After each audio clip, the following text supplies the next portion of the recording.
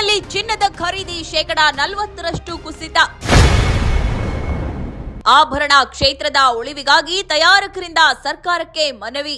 Israel ಜೊತೆಗೂಡಿ Iran ಮೇಲೆ ಕ್ಷಿಪಣಿ ದಾಳಿ ನಡೆಸುತ್ತಿರುವ ಅಮೆರಿಕ ಶಾಂತಿಯ ಒಪ್ಪಂದವನ್ನು ತಿರಸ್ಕರಿಸುವ ಮೂಲಕ ಯುದ್ಧವನ್ನು ಮುಂದುವರೆಸಿದೆ.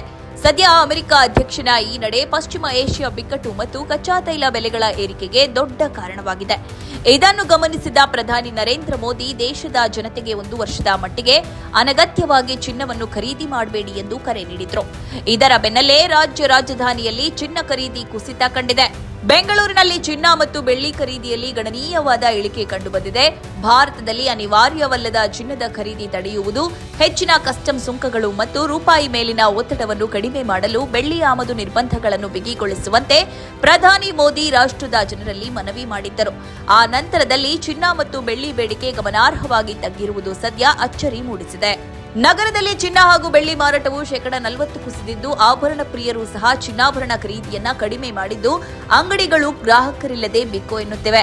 ಮದುವೆ, ನಾಮಕರಣ ಸೇರಿ ಅನಿವಾರ್ಯ ಕಾರ್ಯಕ್ರಮಗಳಿಗಾಗಿ ತಾಳಿ, ಬೊಟ್ಟು, ಉಂಗುರಗಳಂತಹ ಅಗತ್ಯ ಚಿನ್ನಾಭರಣಗಳನ್ನು ಮಾತ್ರ ಜನರು ಖರೀದಿಸ್ತಾ ಇದ್ದಾರೆ ಎನ್ನುತ್ತಾರೆ ಚಿನ್ನಾಭರಣ ವ್ಯಾಪಾರಿಗಳು. ಮಧ್ಯಮ ವರ್ಗದ ಸ್ಪಂದನೆ. ಮುಂದಿನ 1 ವರ್ಷದ ಅವಧಿಗೆ ಚಿನ್ನ ಖರೀದಿಯನ್ನ ತಡೆ ಹಿಡಿಯುವಂತೆ ಮೋದಿ ನೀಡಿರುವ ಕರೆಗೆ ದೇಶಾದ್ಯಂತ, ಅದರಲ್ಲೂ ಹೆಚ್ಚಾಗಿ ಮಧ್ಯಮ ವರ್ಗದ ಜನರು ಉತ್ತಮ ರೀತಿಯಲ್ಲಿ ಸ್ಪಂದಿಸುತ್ತಿದ್ದಾರೆ. ಚಿನ್ನದ ಮೇಲಿನ ಹೂಡಿಕೆಯಿಂದ ಹಿಂದೆ ಸರಿಯುತ್ತಿದ್ದಾರೆ. ಇದರಿಂದ ಚಿನ್ನಾಭರಣ ಮಾರುಕಟ್ಟೆಯ ಮೇಲೆ ಬೃಹತ್ ಪರಿಣಾಮ ಬೀರಲಾರಂಭಿಸಿದೆ. ಮೋದಿ ಕರೆ ನಂತರದಲ್ಲಿ ಚಿನ್ನ ಕೊಳ್ಳುವವರ ಸಂಖ್ಯೆ 40% ಕುಸಿದಿದೆ. ಮುಂದಿನ ದಿನಗಳಲ್ಲಿ ಮತ್ತಷ್ಟು ಕ್ಷೀಣಿಸುವ ಸಾಧ್ಯತೆಯೂ ಇದೆ ಎಂದು ಕರ್ನಾಟಕ ರಾಜ್ಯ ಆಭರಣ ತಯಾರಕರ ಸಂಘ ಅಧ್ಯಕ್ಷ ರಾಮಾಚಾರಿ ಹೇಳುತ್ತಾರೆ. ಸರ್ಕಾರಕ್ಕೆ ಮನವಿ.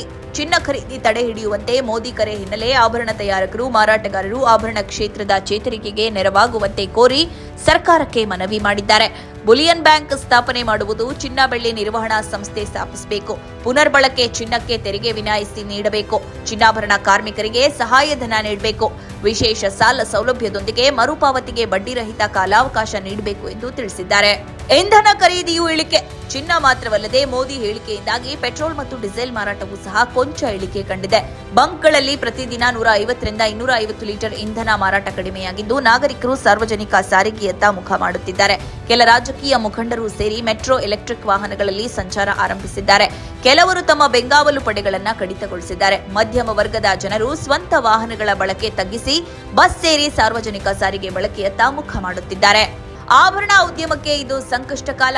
1 ವರ್ಷದ ಅವಧಿಗೆ ಚಿನ್ನ ಖರೀದಿ ತಡೆಗೆ ಕರೆ ನೀಡಿದ್ದಾರೆ.